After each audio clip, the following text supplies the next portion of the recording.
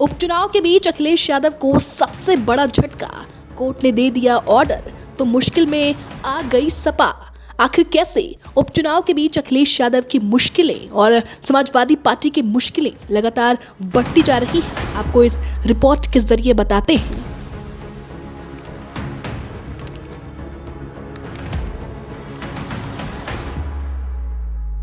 उत्तर प्रदेश के भदोही में सपा विधायक जाहिद बेग के खिलाफ प्रशासन ने कड़ी कार्रवाई की है।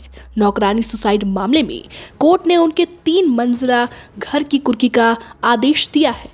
दरअसल इस मामले में उनकी पत्नी फरार चल रही हैं। कोर्ट ने उन्हें पेश होने का आदेश दिया था, लेकिन वो अदालत में उपस्थित नहीं हुई। इसी को लेकर अब कोर्ट ने आदेश दिया है कि जल्द से जल्द उनका 3 मंजिला घर का कुर्की किया जाएगा। सीमा बेग पर बच्चों को बंधक बनाकर तस्करी करने और बाल श्रम कराने का आरोप है। अदालत के कई समन और नोटिस की अनदेखी करने के बाद कोर्ट ने धारा 209 के तहत उनके खिलाफ अभियोग दर्ज कर लिया है। इसके पहले जनपदई अदालत ने सीमा की जमानत याचिका खारिज कर दी थी। गौरतलब हो कि भदोही स्थित उनके आवास से एक नाबालिग नौकरानी की संदिग्ध परिस्थितियों में आत्महत्या और एक अन्य नाबालिग को मुक्त कराने की घटना सामने आई थी। फिलहाल विधायक जाहिद बेग और उनके बेटे जमई पहले से ही जेल में बंद हैं। इस मामले में सीमा बेग की तलाश लगातार जारी है। 9 सितंबर को सपा विधायक जाहिद बेग के मालिकाना मोहल्ले वाले घर में नौकरानी ने फंदे से लटककर सुसाइड कर लिया था। इस मामले में पुलिस ने विधायक जाहिद बेग के साथ उनकी पत्नी सीमा बेग और बेटे जैम बेग के खिलाफ बाल श्रम, बंधुआ मजदूरी और सुसाइड के लिए उकसाने समेत अन्य मामलों में मुकदमा दर्ज किया था। वहीं इलाके के सीओ अजय कुमार चौहान ने बताया था कि मृतक लड़की का नाम नाजिया था। वो पिछले कई सालों से विधायक जाहिद बेग के घर में काम कर रही थी। उसका परिवार मामदेव इलाके में कांशीराम आवास में रहता था।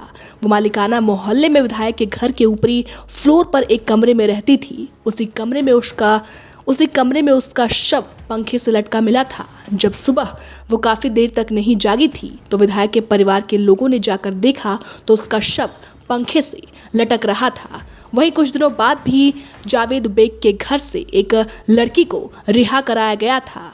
कहा गया था कि उससे भी जानबूझकर जबरदस्ती जाहिद बेग का परिवार काम करवाता था। लेकिन जिस तरीके से समाजवादी पार्टी की मुश्किलें बढ़ रही हैं, एक के बाद एक कई घटनाएं सामने आ रही है, जिससे कहीं ना कहीं समाजवादी पार्टी कटघरे में खड़ी होती नजर आ रही है। 10 दिनों बाद ही यूपी उपचुनाव के नतीजे सामने आने हैं। 10 सीटों पर उपचुनाव होना है, लेकिन जिस तरीके से समाजवादी पार्टी लगातार कटघरे में खड़ी हो रही है, उससे तो यही लगता है कि समाजवादी पार्टी की नैया डूबने वाली है। फिलहाल इस पूरी रिपोर्ट पर आपकी क्या राय है और जिस तरीके से समाजवादी पार्टी की मुश्किलें बढ़ रही हैं, उसको लेकर आप क्या कहेंगे, हमें कमेंट कर जरूर बताइएगा।